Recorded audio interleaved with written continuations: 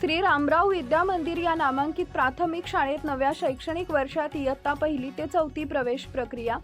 माजी नगरसेविका शारदाताई कुंभार व सामाजिक कार्यकर्ते चंद्रकांत उर्फ पापा कुंभार यांनी केले नवोदित विद्यार्थ्यांचे गुलाब पुष्प देऊन स्वागत।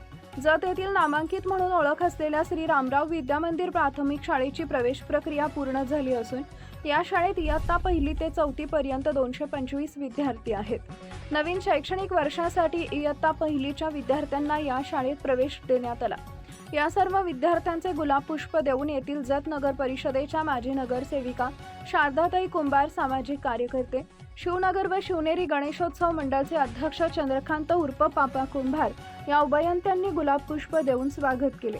शाळेचे अभ्याकस, वैदिक गणित, रंगोत्सव, चित्रकला स्पर्धा परीक्षा अंतर्गत TSC यांसारख्या विविध स्पर्धांचं आयोजन केले जाते।